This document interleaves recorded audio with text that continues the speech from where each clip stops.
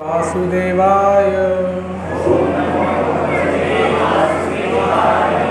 ओम नमो भगवते वासुदेवाय ओम नमो भगवते वासुदेवाय।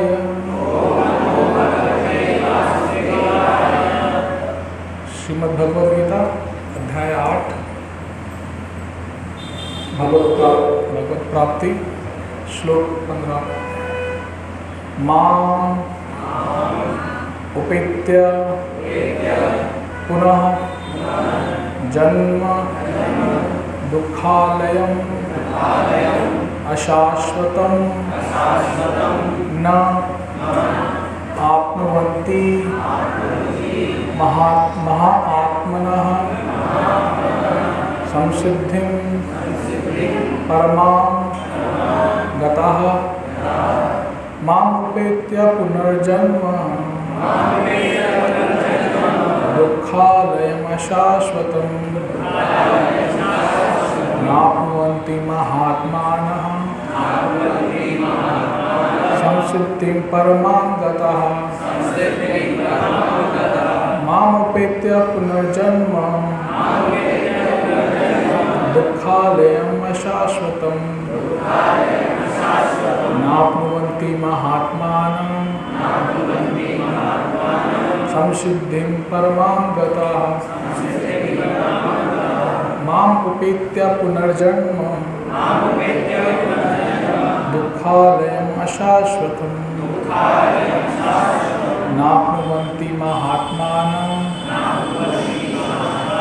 संसिद्धिं परमां गतः।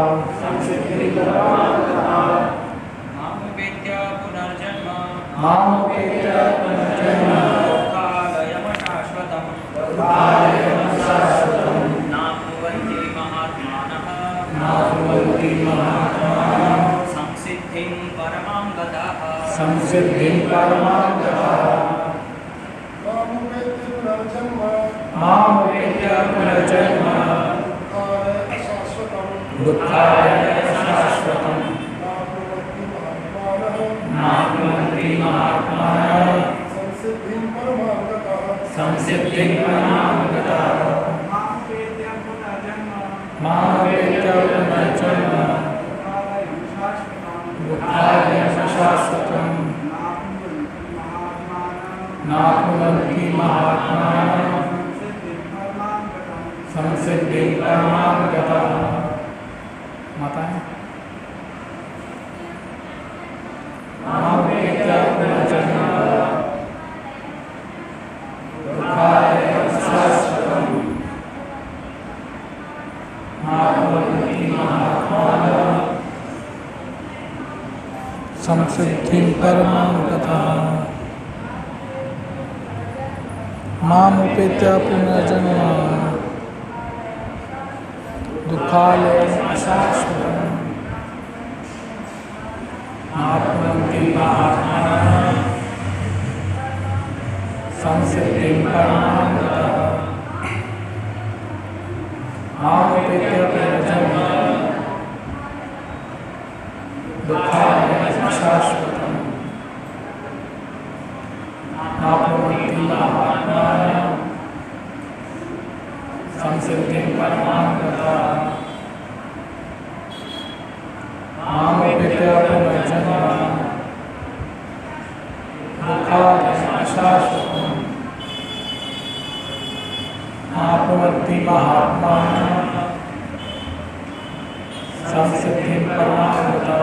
शब्दार्थ और तात्पर्य अनुवाद कृष्ण मूर्ति अभय चंद्रानंद भक्ति वेदांत स्वामी श्री प्रभुपाद।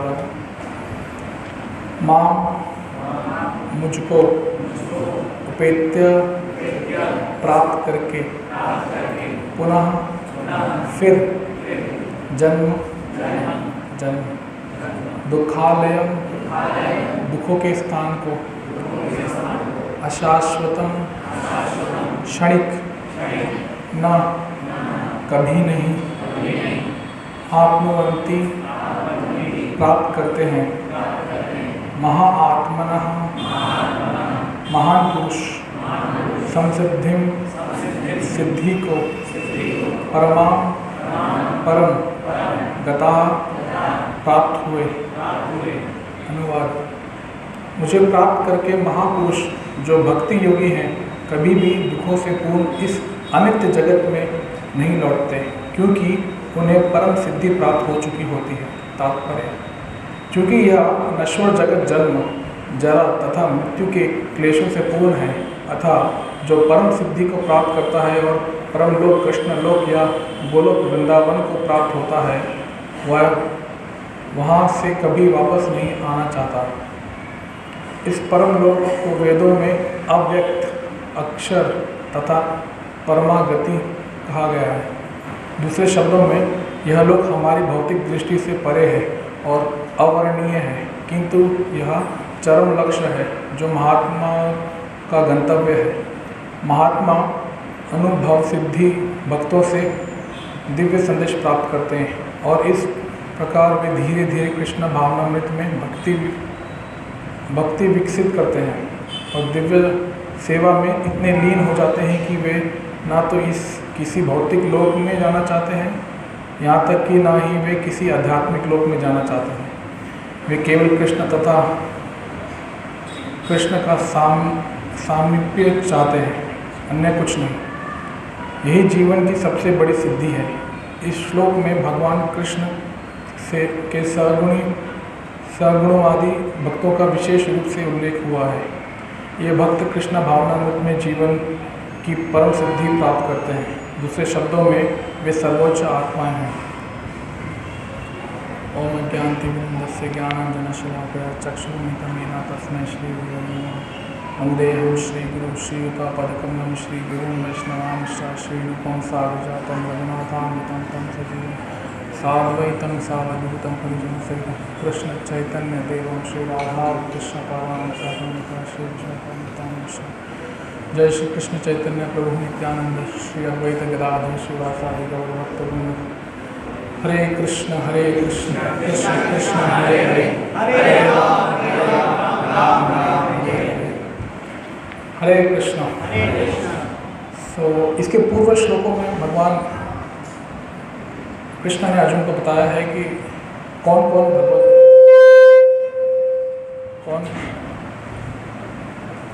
कौन है जो भगवत भक्ति प्राप्त कर पाता है और भगवान के धाम प्राप्त कर पाता है। अब भगवान इसमें विश्लेषण दे रहे हैं स्पेसिफिकली भक्तों को लेकर। जैसे हम सभी वस्त्र लेने के लिए वस्त्रालय जाते हैं, पुस्तक लेने के लिए पुस्तकालय जाते हैं, ग्रंथ पढ़ने के लिए ग्रंथालय जाते हैं और कई सारे लय हैं। उसी प्रकार ये जगत को दुखालय है। आप कहीं पे भी जाइए आपको दुख मिलेगा, कहीं आपको सुख नहीं। ये it is meant for suffering. ये तकलीफदायक हमेशा ही है। आप किसी भी परिस्थिति में लगे, जो व्यक्ति सदैव एसी में बैठा रहता है उसे बाहर आने से तकलीफ है। एसी में रहने से अलग बीमारियाँ हैं। जिसके पास एसी नहीं है वो अपने आप को तकलीफ में समझता है। जिसके पास सब कुछ है वो अपने आप को तकलीफ में समझता है। जिसके पास कुछ नहीं है वो भी तकलीफ में समझता है। लेकिन जो कृष्ण भावना में भक्त होता है वो किसी भी परिस्थिति में भगवान का ध्यान करते हुए अपने आप को तकलीफ में नहीं समझता। जो कुछ है वो भगवान की कृपा समझता है। तत्ते अनुकंपा सुषमिक्ष माम मुंजा नेवात्मा कृष्ण। भगवान की अनुकंपा समझता है, कृपा समझता है। जो कुछ उसके ऊपर होता है वो सोचता है अपने पूर्ण कर्म के फल है। मान लीजिए आपका 100 रुपया तो छोटी मोटी चीज़ है, मान लो 2000 रुपये 4000 रुपये गायब घूम जाता है आपसे, तो आप बहुत दुखी होंगे। लेकिन अगर आपको पता चले कि वो 4000 आपका था ही नहीं तो दुख उतना नहीं होगा। उसी पर भक्त समझता है कि जो कुछ है भगवान ने दिया है, भगवान का है, तो देना है तो वो देंगे, देना है तो वो लेंगे। हमें आसक्त नहीं रहना चाहिए। तो भगवान इसमें बड़ा विश्लेषण दे रहे हैं कि ये दुख काल है। आचार्य बताते हैं कि कैसे यहाँ पे दुख का सागर है। हम करंट स्टेट में मतलब देख सकते हैं कि किसी भी बात पे विवाद होता रहता है। आप कुछ भी कर लीजिए, कोई ना कोई विवाद होगा। अब सरकार कोई नया नियम लिया है तो कुछ लोग खुश होंगे, कुछ लोग नाखुश होंगे। कुछ लोग जिसकी इंद्रिय तृप्ति होगी, जिसको मेरे अनुसार मिल गया सब कुछ तो मैं खुश, जबकि वो भी टेम्पररी है, अशाश्वत है, लेकिन फिर भी वो सोचता है कि मैं इसका परमानेंट भोग करूँगा। सब कुछ टेम्पररी है। तो भक्त समझता है कि ये जीवन पूरा टेम्पररी है, तो कभी दुखी नहीं होता। बुरा समय भी चले जाता है, अच्छा समय भी चले, दोनों से प्रभावित नहीं होता। जैसे भगवान बताते हैं, भगवान अर्जुन को बताते हैं भगवान, मात्रा स्पर्शस्तु कौन्तेय शीतोष्ण सुख दुखदा आगमा पाइनो नित्या स्थान तितिक्षुष भारत। ये कैसे एक भक्त सुख और दुख में से विचलित नहीं होता। जिस समय हम ये 3 गुणों से अपने आप को और अपने आप को इस शरीर से, देह बुद्धि से अपनी पहचान करने लगते हैं, उसी समय हमें दुख का अनुभव होने लग जाता है। मे भी कुछ लोग को बहुत गर्मी लग रही होगी और कुछ लोग को बोल रहे होंगे शायद फैन बंद कर दो। कुछ लोग को शायद अलग अलग परिस्थिति में तकलीफ होती है और कुछ लोग को नहीं होती है। उसमें शरीर से आइडेंटिफाई, जब भी हम शरीर से अपने आप को आइडेंटिफाई करते हैं, दुख का कारण होता है। तो वो भगवान बताते हैं शीतोष्ण सुख दुख था। जैसे शीत और उष्ण, ठंडी और गर्मी आती और जाती, उसी तरह सुख और दुख आता है, तो भक्त उससे प्रभावित नहीं होता। तो भगवान से धीर बोलते हैं, धीर व्यक्ति वो होता है। तो संसिद्धिम परमाम गतिम, भगवान बता रहे हैं कि वो भगवान की गति प्राप्त कर सकता है। तो हमें पहले ये समझना है कि हम ये शरीर नहीं, आत्मा है। हमारे दुख का मूल कारण यही है कि हम रॉन्ग आइडेंटिफिकेशन, मतलब गलत पहचान, किसी चीज़ की गलत पहचान। मान लीजिए मैं एक इमेजिनरी केस है, काल्पनिक बता रहा हूँ। कोई व्यक्ति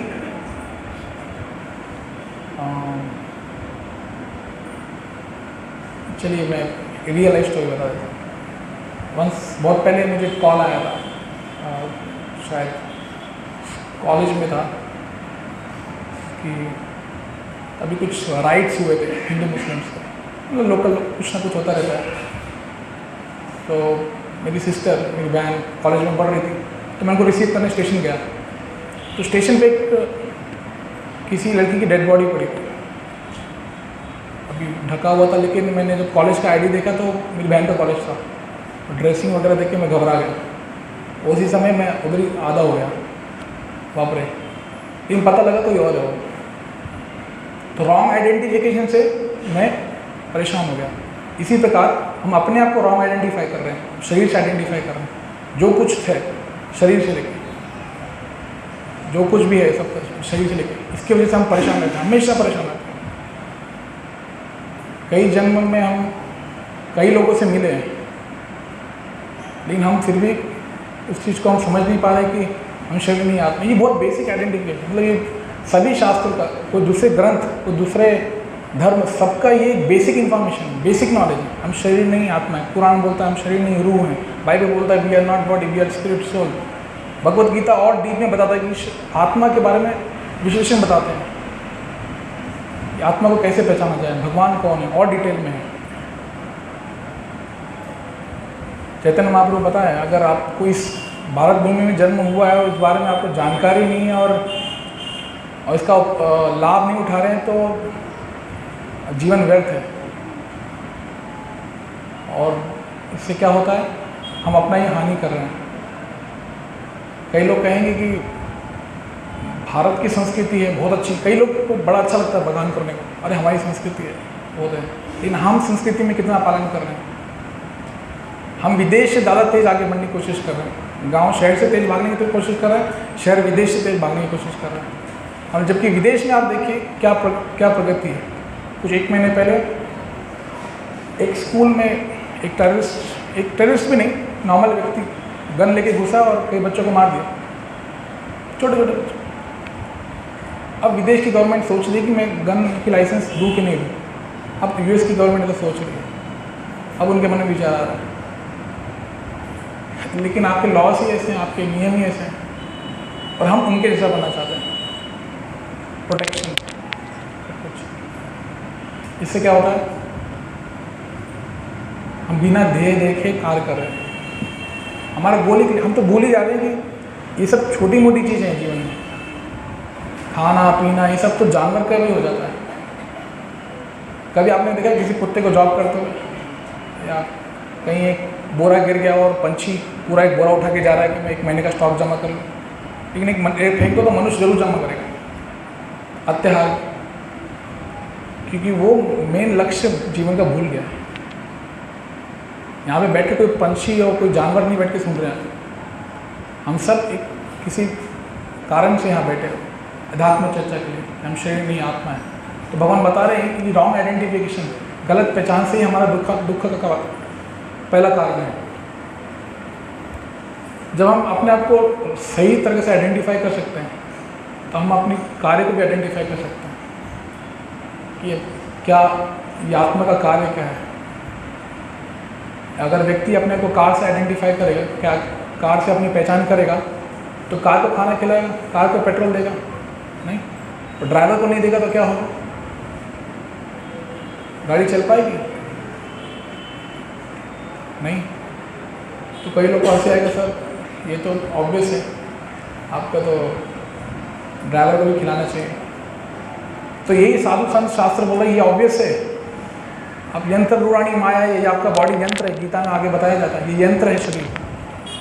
तो इसके अंदर जो आत्मा है, आप उसको क्यों नहीं खिला रहे हैं, उसके बारे में क्यों नहीं चिंतन कर रहे हैं। जैसे आपके लिए एक ऑब्वियस है, वैसे शास्त्र में क्लियर कट बताया गया है कि हम शरीर नहीं आत्मा है। इस बारे में हम सोचते ही नहीं कभी, इससे हमारा हमेशा परेशान होते हैं हमेशा। सो भगवान बताते कि भगवान के धाम कौन जा सकता है एक्चुअली। तो भगवान 12वें अध्याय में बताते हैं, ये तू कर्माणि सर्वाणि मयि सन्न्यस्य मत्परा अनन्येव योगेन मां ध्यायन्तः उपासते तेषाम् अहं समुद्धर्ता मृत्यु संसार सागरात् भवामि न चिरात् पार्थ मय्यावेशितः चेतसाम्। भगवान बताते हैं कि ये भव सागर से भगवान एक झटके में ले जाते हैं किसको, जो भगवान की शरण लेता है। उसके लिए भव सागर से निकलना कोई डिफिकल्ट नहीं है, लेकिन वो व्यक्ति को मिलना और समझ में आना बहुत डिफिकल्ट है। मनुष्य नाम शास्त्र, कई जन्मों के बाद एक व्यक्ति को एक समझ में आती है कि हाँ मुझे कुछ करना है जीवन में, क्या करना है। तो उसमें से एक ज्ञानी होता है जो समझ पाता है कि मैं शरीर नहीं हूँ, आत्मा हूँ, और उसमें से एक भक्त होता है जो समझ पाता है कि मुझे भगवान की सेवा करना और अपना भाव सागर से बाहर निकालना है। तो भगवान एक झटके में निकाल देता है उसको, जो इस चीज़ को समझ पाता है, भक्ति योग को समझ पाता है। तो पहले हम अपनी पहचान करें सही। ये तो कई लोग सोचते हैं मैं भारतीय हूँ, मैं भोपाली हूँ, मैं महाराष्ट्रियन हूँ, मैं तमिलियन हूँ। कोई भी आप कोई भी वाद विवाद निकाल लीजिए, सारे चीज़ शरीर से आइडेंटिफाइड है, शरीर से पहचान के कारण। आज भारत पाकिस्तान से लड़ रहा है, क्यों? या पाकिस्तान भारत से लड़ रहा है, क्यों? अपने आप को हिंदुस्तान या पाकिस्तान से आइडेंटिफाई करना है, जबकि उनके शरीर में भी वही आत्मा है, हमारे शरीर में भी वही आत्मा है। लेकिन मैंने जन्म भारत में लिया तो ये जगह महान है। जगह महान है इसके लिए नहीं, मैंने जन्म लिया इसलिए। हर कोई अपने आप को महान बनाना चाहता है, चाहे भोपाल कहीं कोई भी प्रांत, कोई भी देश, कोई भी दक्षिण भारत वाले उत्तर भारत से चिढ़ते हैं क्योंकि उनको लगता है उनकी सभ्यता सबसे प्राचीन है, क्योंकि मैंने वहाँ जन्म लिया है, मेरी भाषा सबसे उत्तम है। सारी चीज़ शरीर से आइडेंटिफाई कर रहे हैं। आत्मा तो नित्य है, आत्मा के बारे में विचार करना आवश्यक है। जिस समय हम मूलभूत विषय को भूल जाते हैं, इसलिए किसी स्कूल और किसी कॉलेज में पढ़ाया नहीं जा रहा है आज के डेट में। पहले के समय माता पिता बचपन में ही बच्चों को बता देते कि उठते समय कैसे भगवान का ध्यान करना। कराल गिरे वसते लक्ष्मी, कर मध्य तु सरस्वती, कर मूले तु गोविंदम, प्रभाव कर दर्शन। हर जगह भगवान का दर्शन। स्कूलों में प्रार्थनाएं ऐसी होती थी। इन आज के डेट में कुछ नहीं, कल्चर का नाम नहीं। बच्चे फ़ोन देख देख के कार्टून हो गए, कार्टून देख देख के कार्टून हो गए। आपसे तेज़ चला लेंगे फ़ोन। मॉडर्न सिविलाइजेशन ने फ़ायदे से ज़्यादा नुकसान ही किया है एक प्रकार से। आप अगर अपने फ़ोन के एक बच्चा आया था बहुत कल, एक सेलम में गुरुकुल में एडमिशन दिया, कोरोना काल था, तो पेरेंट्स को लगा चलो स्कूल तो बंद है, कम से कम गुरुकुल ट्राई कर लेते हैं। तो बच्चे को लगा ही बस मे बी 13 साल का बच्चा था, 13-14 साल का, और माँ बाप का इकलौता, माँ बाप थोड़े ओल्ड थे। बच्चा फ़ोन छोड़ने को तैयार नहीं। कोई पबजी करके कोई गेम था, एडिक्टेड, मतलब, और ऐसा हुआ रातों रात वो मंदिर से भाग भी गया। मतलब उसको इतनी बोलता फ़ोन दोगे मैं कहीं भी रहने को बोलो मैं रह लूँगा। परिस्थिति देखिए, आप बढ़ रहे हैं कि आधुनिकता आपके ऊपर बढ़ रही है, हावी हो रही है। आज की डेट में कोई अपना फ़ोन नंबर याद नहीं कर पाता है। अपना फ़ोन नंबर के लिए फ़ोन खोलना पड़ता है उसको कि मेरा नंबर ये नोट करो। मेमोरी नहीं, कुछ स्मरण नहीं रहता, कल क्या खाया था वो नहीं पता, फ़ोन नंबर तो छोड़ दीजिए, कुछ भी याद नहीं रहता। पुरानी सभ्यता में तो लोग को पूछ लो 10 लोग का नंबर, 10 गली का रास्ता बता देंगे आप। क्यों? कि कल्चर ये सब अनुकूल था पहले भगवत भक्ति के लिए। वस्त्र, दिनचर्या, सब कुछ अनुकूल था। धीरे धीरे पतन हो रहा है। इसके मेन कारण तो एक्चुअली हम ही हैं, हमें आधुनिकता को बढ़ावा दे रहे हैं। आप बोल रहे हैं सर आप तो फ़ोन यूज़ कर रहे हैं, आप भी तो थोड़ा आधुनिकता का यूज़ कर रहे हैं, स्पीकर यूज़ कर रहे हैं, सब कुछ। जिस प्रकार अगर चोर बड़ी अच्छी सी बाइक में दौड़ रहा है तो पुलिस को भी थोड़ा अच्छी बाइक में दौड़ना पड़ेगा, नहीं तो पकड़ नहीं पाएगा उसको। इसी प्रकार हमको भी थोड़ा सा मीडिया का हेल्प और उसकी हेल्प से, ताकि हम लोग तक पहुँचें और बताएं भाई आप रुको, समझो जीवन का लक्ष्य क्या है, मूलभूत कारण समझिए, आपके दुख का कारण समझिए। कई लोग को लगता है मैं दुखी नहीं, जैसे मंडे से सैटरडे जॉब करना है और संडे आ गया तो वाह टुडे इज़ हैप्पी डे।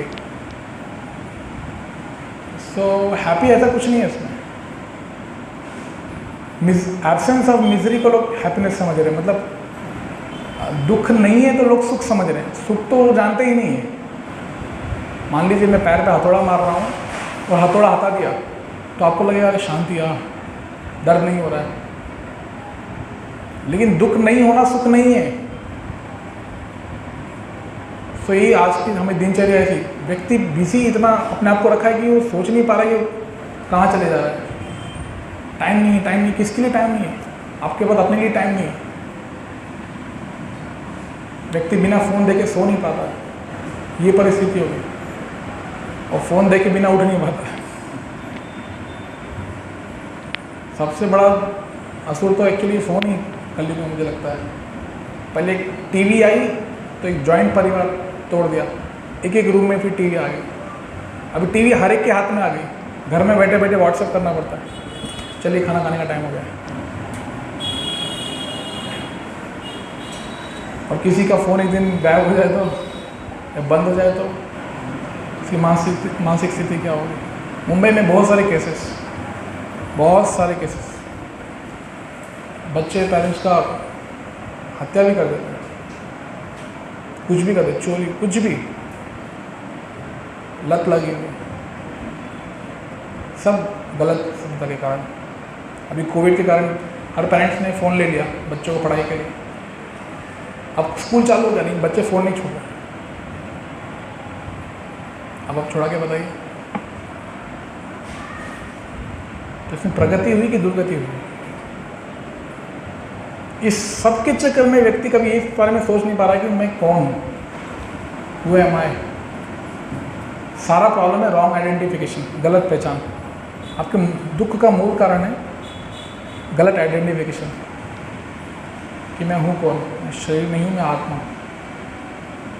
जिस समय हम इसकी साक्षात्कार की तरफ कदम बढ़ाएंगे, हमको धीरे धीरे सब चीज़ को समझ में आने लगेगा, एनालाइज कर सकेंगे हम इसको। और ये सब कब हो सकता है?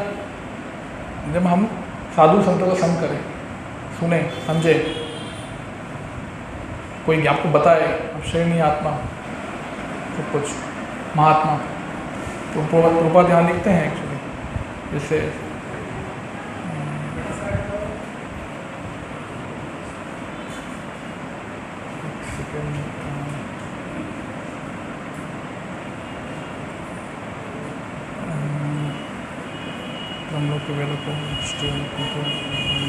महात्मा अनुभव सिद्धि भक्तों के दिव्य संदेश प्राप्त करते हैं और इस प्रकार भी धीरे धीरे कृष्ण भावनामृत में भक्ति विकसित करते हैं।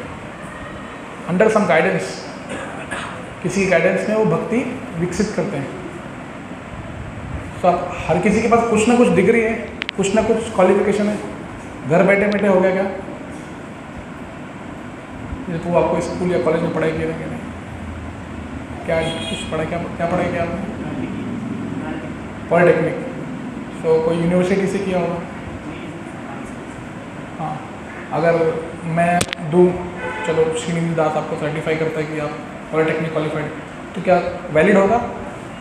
क्यों? ऑथराइज नहीं। तो एक भौतिक से ज्ञान के लिए, छोटे से चीज़ के लिए हम लोग ऑथराइज चीज़ देख रहे हैं, सब कुछ देख रहे हैं, लेकिन आध्यात्मिक ज्ञान के लिए नहीं भैया हम खुद कर लेंगे। तो जीवन का मूलभूत काम नहीं, हम खुद कर लेंगे। अरे गीता तो हमको पता है, हम किसी को गीता देते तो आदमी पहले ही कोट कर देता है, कर्म अन्य वधिफारेष्टे माँ फलेषु कदाचन, कर्म करो फल की चिंता मत करो। तो मैं कई बार पूछता हूँ नेक्स्ट लाइन बताइए, वो इम्पॉर्टेंट नहीं है। नेक्स्ट लाइन है माँ कर्म फल हेतु, कर्म का फल मुझे अर्पित करो, भगवान को अर्पित करो। वो नहीं बोलेगा, वो उसमें भी वो वही लेगा जो उसको चाहिए। शास्त्र से हम कई बार वो लेते हैं जो मुझे पसंद है, मेरे इंद्रिय भोग के लिए जो कुछ है। तो गीता में भी हम ऐसे कर देते हैं, जहाँ पे भगवान ने लिखा है कि हाँ हाँ ये मेरे फायदे का है, वो चीज़ कोट करेंगे। भगवान ने क्या क्या बताया उसमें, मन मनावत तो मध्याजिमाम नमस्ते सर्वधर्माम परित्याज्य, ये सब बारे में कोई चर्चा नहीं करेगा, क्योंकि उसमें भी हम भोग करना चाहते हैं। कई लोग शास्त्र के मतलब अध्यात्म के नाम पे थोड़ा मसाला, अंदर तो अपना वही कचरा रहता है। तो ये हमें अपने आप को देखना चाहिए। हम भगवान बहुत बड़े छलिया हैं, हम उनको नहीं छल सकते। हमको लग रहा है कि थोड़ा सा दिखा के कुछ कर लेंगे, नहीं होता है। हमने भक्ति में कितनी प्रगति की हमको पता है, हमारे अंदर कितना कचरा है हमें पता है, किसी और को बताने की ज़रूरत नहीं। और भक्ति करने से अपने आप उसका पता लगता है कि हम कितनी प्रगति कर रहे हैं। वासुदेव भक्ति योग प्रयोजिता जन्यति आशु वैराग्यम ज्ञान हेतुकम। वासुदेव की भक्ति करने से अपने आप ज्ञान आता है। तो आप सही में भक्ति कर रहे हैं नहीं कर रहे हैं, वरना आप विश्लेषण करिए। नहीं तो लोगों को भक्ति बहुत चीप चीज़ लगती है। अगर हम योगा लैडर में देखें, योगा को समझें, तो उसका परम लक्ष्य तो भक्ति ही होता है, भगवान की भक्ति प्राप्त करना। तो प्रभुपाद जैसे हमारे आचार्य श्रील प्रभुपाद, अब वो पहले भी भगवत गीता कई समय से थी, लेकिन उसका मेन लक्ष्य को इतना जोर नहीं दिया गया था उस समय से। विदेश में एक सिंपल सा एग्जांपल देता हूँ मैं आपको। ये एक प्रभुपाद के शिष्य शेयर करते हैं। एक व्यक्ति था, प्रभुपाद पेरिस में जा रहे थे प्रचार के लिए, तो 3 दिन पहले सब तैयारियां हो रही थी। तो उस समय हिपीस मतलब नशीली लोग सब लोग बहुत हुआ करते थे। तो एक मंदिर के बगल में एक पार्क था, तो कुछ भक्त वहाँ से गुजर रहे थे, तो एक झाड़ से सडनली एक आदमी कूदता है, यंग 20 साल का होगा शायद, लेकिन ज़माने से नहाया नहीं, कुछ पता नहीं, कुछ खाने पीने, एकदम मैले कपड़े, और उसको कुछ बोलने भी नहीं आ रहा है, इतना नशे में। फूड मतलब खाना ऐसा बोल रहा है बस, आधी टुकड़े भाषण। ये उसकी परिस्थिति है। भक्त लोग कुछ प्रसाद देते हैं उसको जस्ट। फिर जब प्रभुपाद आते हैं वहाँ पे उस स्थान पे आते हैं, और प्रभुपाद मॉर्निंग वॉक पे जाते हैं वहाँ पे आचार्य, तो वापस से अचानक से आदमी जंप मारता है, झाड़ियों से निकलता है बाहर, और प्रभुपाद का पैर पकड़ने की दौड़ पड़ता है। तो उनके शिष्य बोलते हैं इसको हटाओ, फेंको इसमें आकर।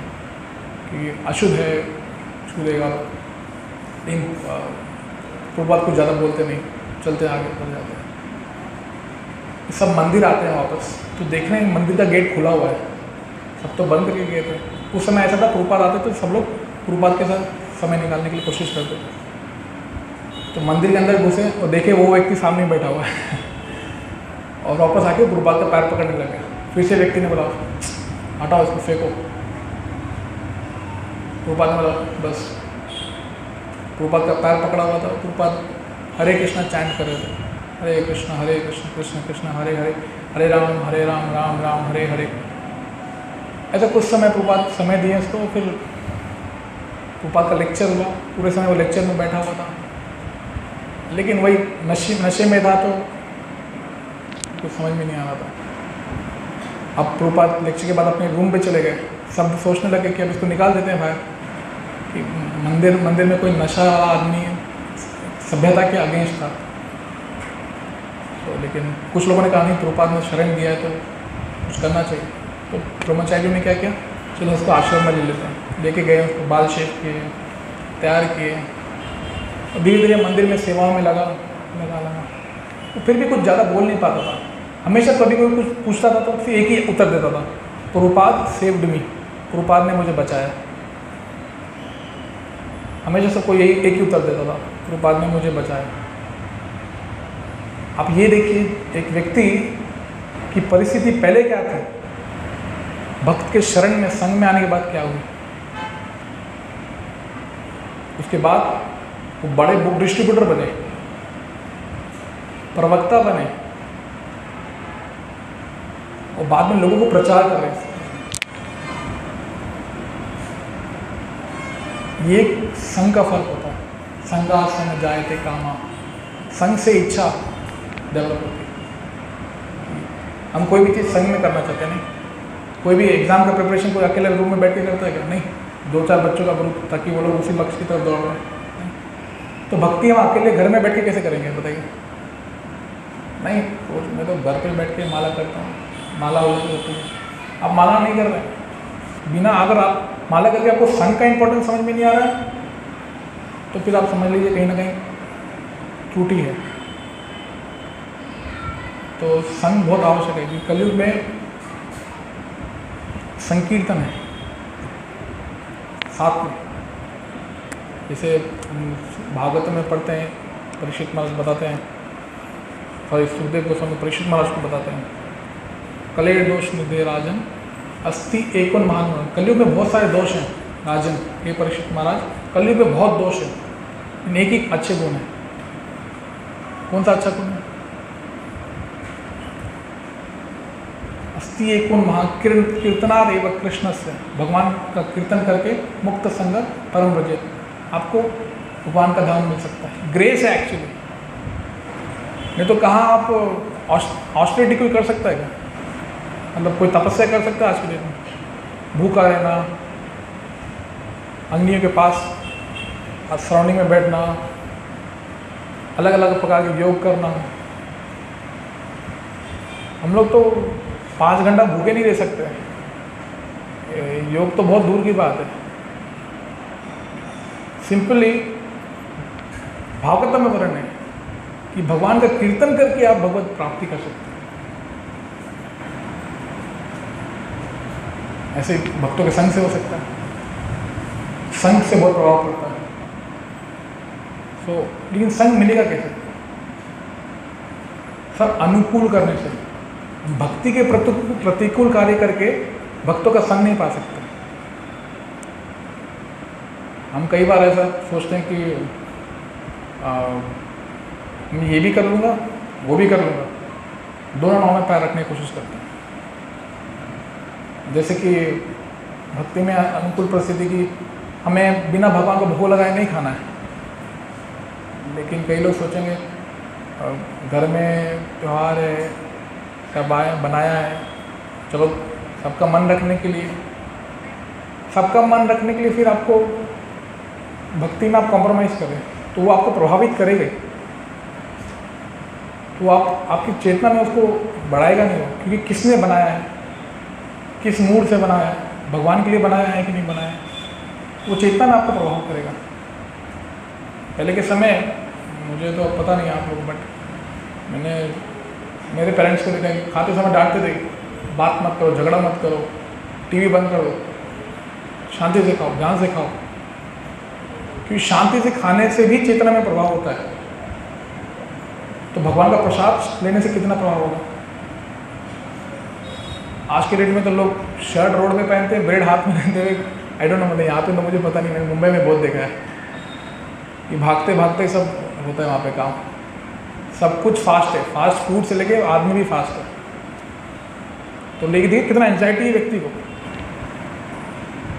कि लोकल में डेली का काउंट है 10 लोग कम से कम मरना है, कम से कम 10 लोग ट्रेन से मरते हैं, कितनी भी उम्र हो, कैसी भी हो, लटक के मरते हैं। ये परिस्थिति है, किसी को नहीं पता कब मरेगा। तो हमें गंभीर होना चाहिए, हमें वो चीज़ करनी चाहिए जो भक्ति में अनुकूल है, और वो चीज़ नहीं करनी चाहिए जो प्रतिकूल है। तो भगवान रक्षते इति विश्वास हो, भगवान आपकी रक्षा करेंगे। आपकी रक्षा करेंगे मतलब नहीं आपके शरीर की रक्षा करेंगे। कई लोग को लगता है कि मैं भक्ति कर रहा हूँ तो मेरा एक्सीडेंट नहीं होना चाहिए। प्रभु जी वो तो भक्त था, वो तो ऐसे बुरी तरह मरा। हम उस प्रकार से सोचते हैं, लेकिन हमें आध्यात्मिक से देखना चाहिए कि भगवान भक्ति की प्रगति, भक्ति की प्रोटेक्शन करते हैं। रक्षते इति विश्वास हो, वो इम्पॉर्टेंट है, आपकी भक्ति का प्रोटेक्शन हो रहा है। आज आपने मान ली किसी कारण भक्ति एक लेवल तक किया, अगले जन्म में उसी लेवल से स्टार्ट करना पड़ेगा। ऐसा नहीं कि आप ये लाइफ टाइम में आप एक बड़े ऑफिसर हैं या बड़े एमडी हैं, डायरेक्टर है, जो भी हैं, नेक्स्ट लाइफ में आपको प्रेसिडेंट बनने नहीं मिलेगा। फिर से वही शुरू करो, पुनरपि जननम पुनरपि मरणम पुनरपि जननी जठरे शयनम, वापस से वही चीज़। ये बार दुर्लभ से मनुष्य योनि है, नेक्स्ट टाइम मनुष्य योनि नहीं भी हो तो खत्म, वापस से परेशानी, वापस से वही चीज़। हमको यही नहीं समझ में आ रहा कि हम दुखी में, इसलिए हम गंभीर नहीं हो रहे हैं। यही अचंभित बात युधिष्ठिर महाराज ने यमराज को बताई थी। यमराज ने पूछा था आपको सबसे अचंभित चीज़ क्या लगती है दुनिया में। वो बोले कि हर कोई मर रहा है लेकिन वो सोचता है कि मैं नहीं मरूंगा। से एक बकरी कट रही, दूसरी बकरी देखती, चलो ये कट रही, मैं नहीं कटूँगा। हम श्मशान जाके कुछ समय वैराग्य रहता है, हम सोचते हैं ठीक है कुछ समय, उसके बाद वैराग्य निकल जाता है। किसी भी समय कुछ भी हो सकता है, कभी भी मृत्यु हो सकती है। मे भी गेट से बाहर जाके, क्या हम तैयार हैं? भगवान भागवत में बताते हैं अंत नारायण स्मृति, मृत्यु आपकी परीक्षा है। क्या हम तैयार हैं मृत्यु के समय भगवान का स्मरण रखने के लिए? हम जीवन भर 99% काम करेंगे इंद्रिय भोग का और 1% थोड़ा भक्ति। तो जब लाइफ में फ्लैशबैक होता है ना, मृत्यु के समय जब स्मरण आती है ना, तो 99% से भोग वृत्ति की याद आएगी, 1% भगवान का। कहाँ गति कहाँ होगी आपकी? बस वापस से फिर से जन्म लो, फिर से जन्म।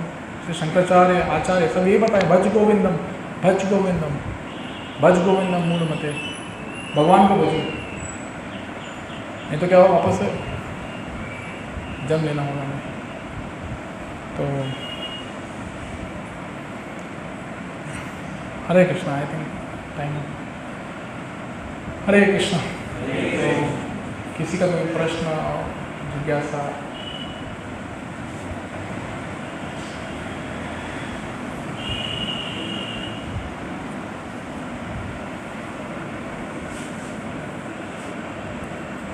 Okay, thank you very much.